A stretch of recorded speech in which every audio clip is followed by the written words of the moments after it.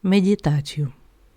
Ao escrever a seguir as formas clássicas de meditação, tal como praticadas pelos primeiros monges cristãos e desenvolvidas no período estimado entre os anos 300 e 600 d.C., não tenho intenção alguma de exortar a leitora e o leitor a praticar categoricamente estas formas, mas é de grande ajuda saber como a tradição entende a meditação e que experiências produziu neste âmbito.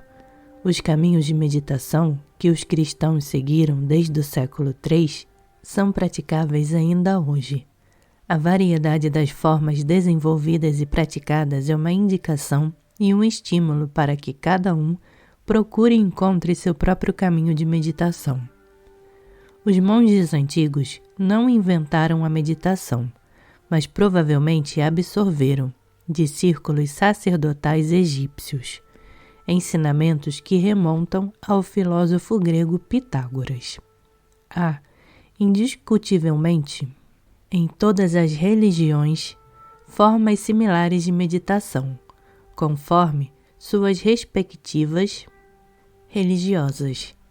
Amplamente difundida é a forma da prece mântrica, que compreende a fusão da respiração com uma palavra. No budismo e no hinduísmo, a palavra Om funde-se à respiração. Os monges cristãos antigos batizaram este modo de meditação universalmente difundido, ao fazer a fusão da respiração com palavras da Bíblia. Ruminatio. Os monges dão ao seu modo de meditar o nome de ruminatio, ou seja, ruminação, unindo a respiração à palavra de Deus. Em repetição constante, eles podem absorvê-la cada vez mais fundo, tanto consciente quanto inconscientemente. Tal como uma vaca, que ao regurgitar o alimento, sente bem-estar nas vísceras. Assim o monge, pela repetição da palavra de Deus, sente-se cheio de alegria divina. Os monges antigos davam mesmo a entender que a permanente repetição da palavra de Deus transforma inclusive o corpo físico, proporcionando-lhe uma outra aparência e uma sensação de conforto. Há dois caminhos distintos para a prática do ruminatio: o método da reação e o da afirmação. O método da reação foi explicado por Evagrio Póntico, o mais importante monge e escritor do século IV. É o método do contra-argumento. Evagrio o chamou de método de Jesus, que ao ser tentado pelo diabo, sempre replicava com as palavras das Escrituras. Mais adiante, ele o assinalou como o método de Davi, que sentiu a alma como que dividida em duas partes, e assim disse a si mesmo: "Por que está abatida, ó minha alma, e gemes por mim? Espera em Deus, pois eu de novo celebrarei meu Salvador." No método do contra-argumento, não ocorre simplesmente a expulsão dos pensamentos negativos. Na verdade, eu deixo que todos os pensamentos se manifestem e os observo. No entanto, não lhes dou atenção, mas respondo com uma palavra das Escrituras, de modo a penetrar e transformar minhas emoções. Evagrio enumerou cerca de 600 pensamentos capazes de adoecer o homem e obstruir suas aspirações espirituais. São os chamados argumentos negativos, tais como: ninguém me suporta, ninguém se importa comigo, nada tem sentido, é tudo tão difícil, não posso mais, tenho medo. Outros pensam isso ou aquilo de mim. A psicologia moderna chama esses argumentos de scripts da vida. O script da derrota declara coisas como: comigo tudo anda torto, nunca vou chegar a nada, sempre tenho má sorte. É evidente que nós, através desses argumentos negativos, prejudicamo-nos, pois as palavras moldam nossos pensamentos e sentimentos. O modo de combater essas expressões negativas é pronunciarmos com frequência passagens das Escrituras. Quando deixamos que trechos das Escrituras nos penetrem o espírito, elas nos podem preencher com o Espírito de Jesus. Por exemplo, quando sinto medo, respondo a ele com este verso: O Senhor está a meu favor, nada temo. Que mal poderá alguém me fazer? Isso não significa que o medo será expulso.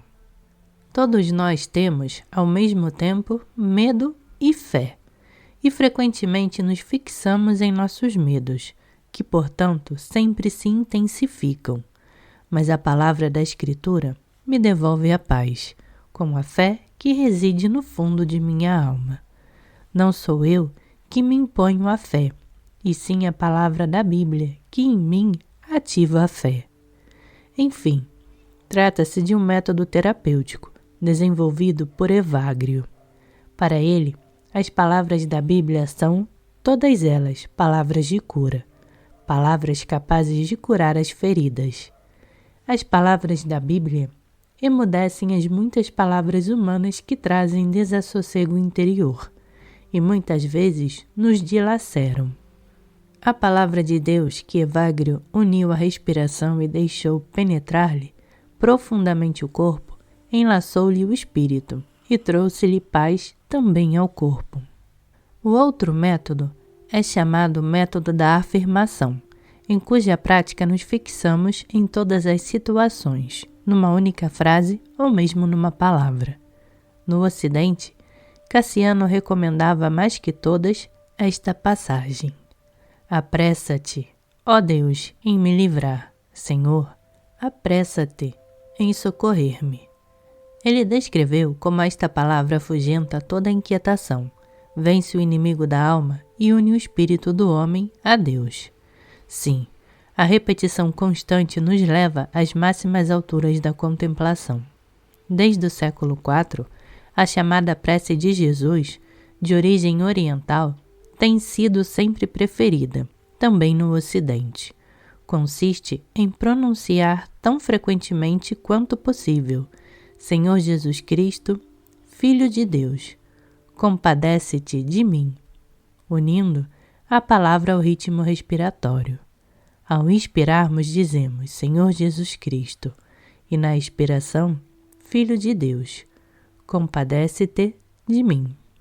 Pode-se também reduzir a prece a dizer Jesus ao inspirar e compadece-te ao expirar. O modo mais reduzido consiste em unir à respiração apenas o nome de Jesus. Não há necessidade de fixar o pensamento em Jesus ou na prece de Jesus.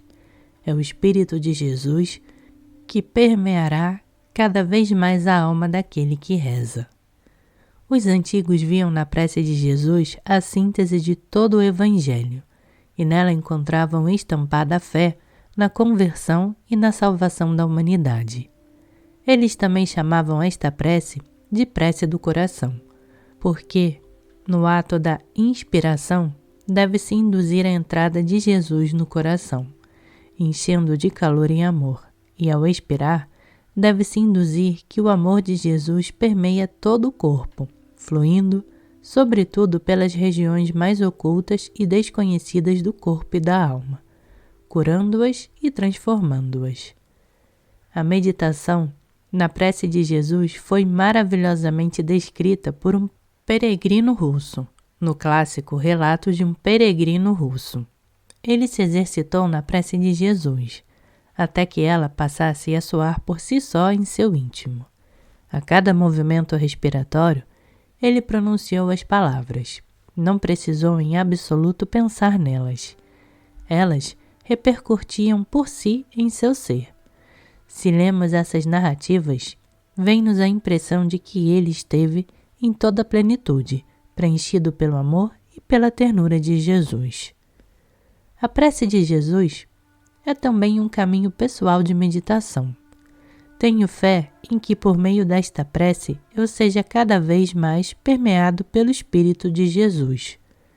Quando leio narrativas de starets, padres confessores e educadores espirituais, de jovens monges na Rússia, Sinto o afeto e o amor que emana de seu conteúdo.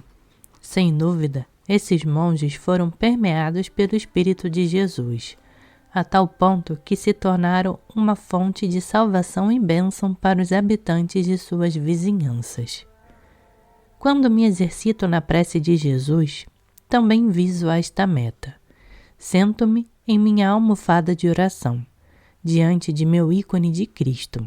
Acomodo as mãos sobre o peito e concateno a prece de Jesus ao fluxo da respiração, assumindo, ao inspirar, a entrada de Cristo em meu coração, enchendo-o de calor e amor. Na expiração, deixo que este amor caloroso permeie todo o corpo, de modo que todo o meu ser seja penetrado e transformado pelo Espírito e pela luz de Cristo. Há 2 modos em que posso rezar a prece de Jesus. No primeiro, pronuncio a prece na plenitude dos sentimentos e emoções, o que me possibilita trazer à tona minhas raivas, invejas, medos e depressões. Eu não os expulso nem luto contra eles. Na verdade, olho-os de frente, sem, no entanto, pensar a seu respeito.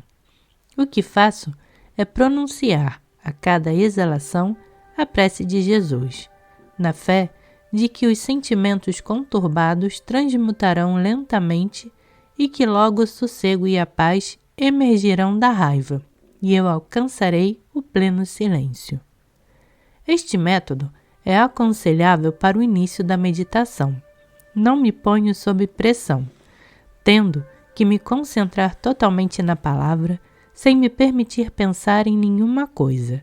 E este exercício é bom quando estou mesmo com raiva de alguém, ou quando estou em conflito. É um caminho cauteloso para o sossego. Muitas pessoas pretendem expulsar ou reprimir à força seus sentimentos negativos. Porém, quanto mais força gastam contra o medo, a inveja ou a raiva, mais força estão dando a essas emoções. Em tais condições, o silêncio pode ser, quando muito, vivenciado sob tensão, mas não será mantido. A prece de Jesus, porém, não reprime coisa alguma. Eu observo tudo o que está em mim. Tudo é permitido. Em pleno caos interior, eu pronuncio a prece de Jesus, com a certeza de que ela está curando o meu conflito interno. No segundo modo de praticar a prece de Jesus, eu não observo meus pensamentos e sentimentos, e sim ligo meu espírito à prece e deixo que a respiração e a palavra me conduzam internamente ao silêncio. Mantendo afetuosa a atenção na prece e ligando-a ao meu anseio pela minha união com Jesus Cristo, assim a palavra me acompanha aos domínios sem palavras do mistério de Deus. A palavra tem em si as portas que levam ao mistério silencioso de Deus. O espaço desse mistério não é vazio, e sim cheio de silêncio de Jesus, do seu amor e compaixão, de sua amizade e bondade para com os homens. Quando vivencio esse espaço, é só por um instante. Logo o desassossego toma conta do meu coração. Porém, naquele instante, sinto-me saudável e plenamente salvo, acolhido e amado. Naquele instante, mergulho no amor de Jesus Cristo. Naquele instante, eu constato: Deus é suficiente. Momentos depois, eu posso certamente continuar dizendo esta frase, mas ela não está mais no coração. Eu a pronuncio só na mente. No entanto, a prece de Jesus me conduz sempre de volta à experiência do silêncio, e é lá onde sou um com Deus, com Jesus Cristo e com o Espírito Santo. Lá alcanço meu objetivo. Lá também sou um comigo mesmo, de bem com a vida, cheio de amor e compaixão. A tradição cristã apresenta 2 imagens para ajudar a não prender a atenção aos pensamentos. Uma delas se origina do escrito de um dominicano inglês do século XIV, intitulado A Nuvem do Não Saber. Assim como a nuvem simplesmente passa, eu posso deixar que os sentimentos passem. sem prestar atenção a eles. Se me assento firme na terra e não me ancoro em Deus, os pensamentos dispersivos não podem me afastar do sossego. A outra imagem é o mar. Na superfície, o mar é inquieto, com as ondas vagando lá e cá, mas no fundo, ele é plenamente sereno.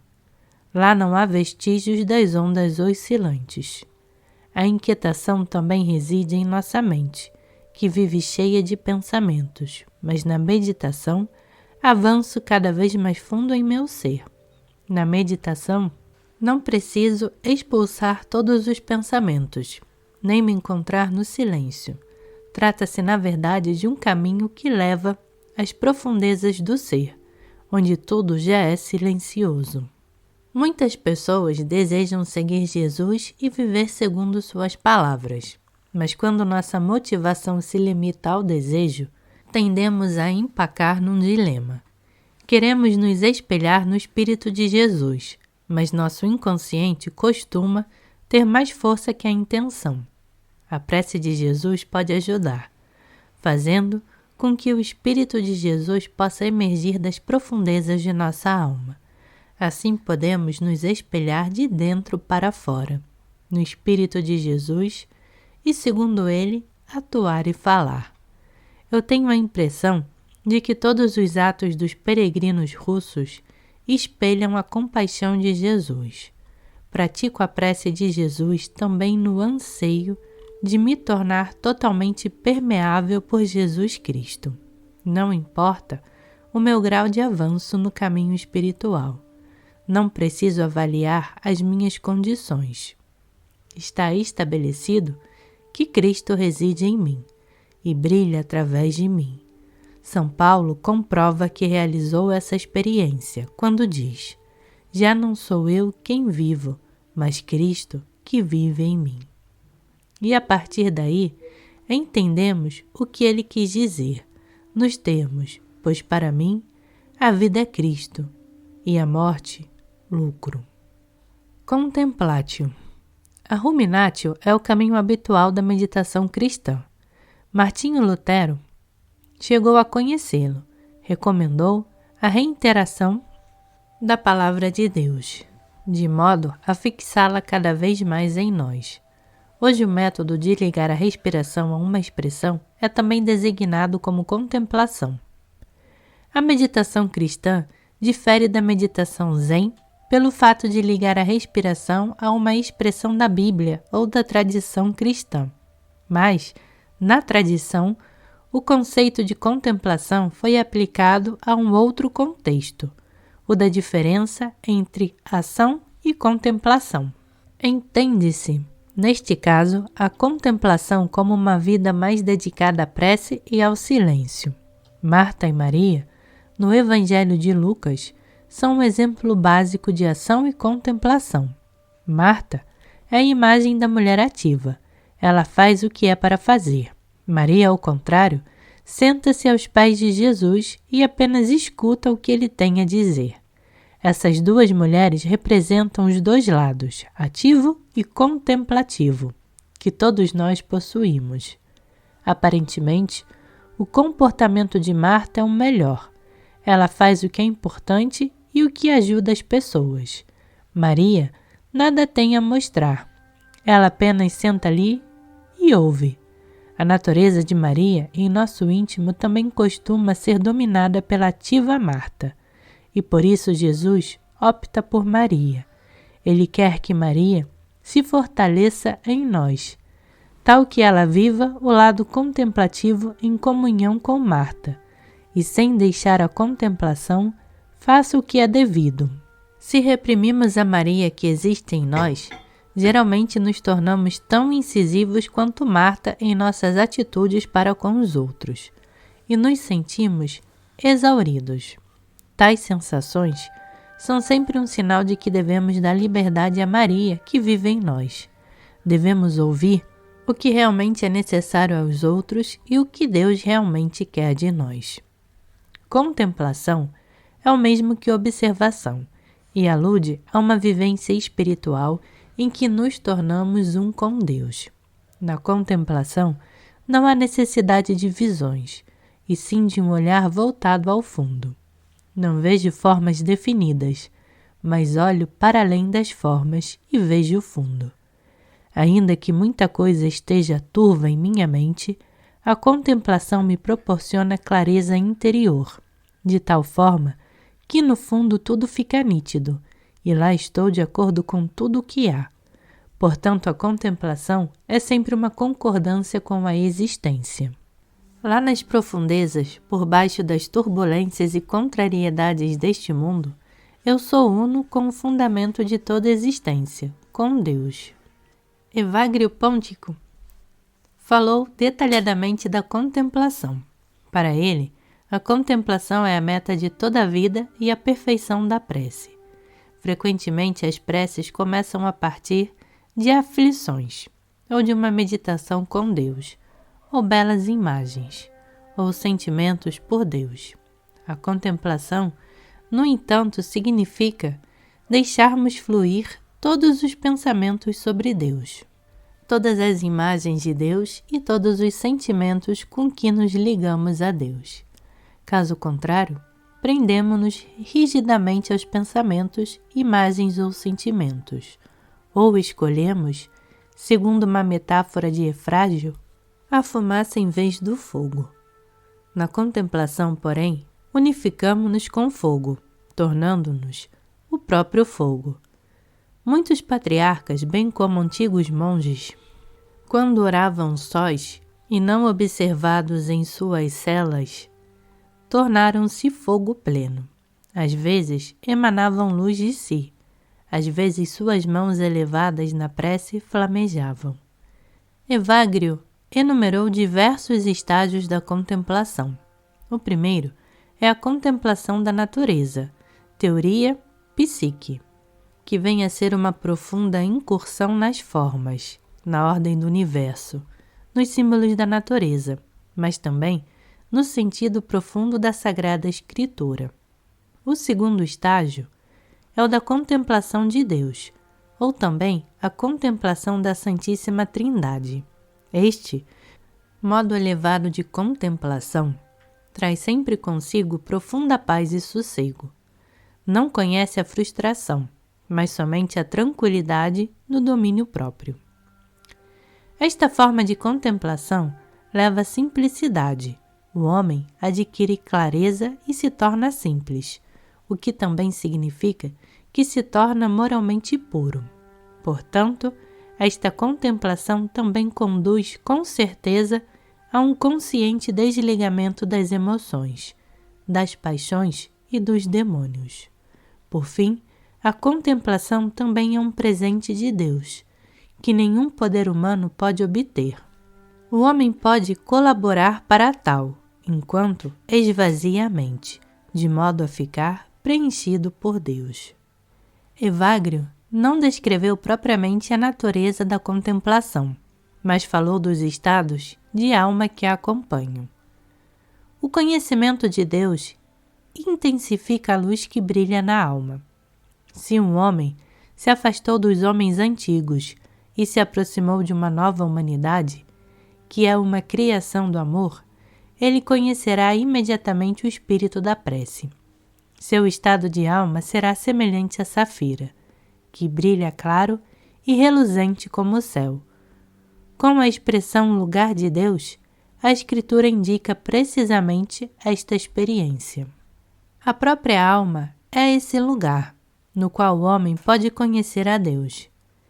Ele não pode olhar diretamente para Deus, mas como num espelho, assim ele reluz sobre a alma. Para Evagrio, a contemplação é a meta da vida humana e, sobretudo, é também a meta de todo o caminho espiritual. Só pela contemplação, disse ele, pode o homem ter plena sanidade interior. Ele pode certamente observar suas paixões e emoções e lutar com elas, mas na contemplação ele fica logo totalmente curado, e assim sendo, não é só a Deus que o homem conhece, mas também a si próprio. Em sua simplicidade e totalidade, em sua clareza e integridade internas. Percebe-se, nos escritos de Evagrio, o anseio pela contemplação e também suas experiências, que o conduziram à sua imagem otimista quanto à humanidade, uma imagem segundo a qual o mais alto desígnio do homem consiste em, na contemplação, unificar-se com o Deus imortal, com o Deus da Trindade, com o Deus que está aberto a nós, cuja natureza é o amor puro.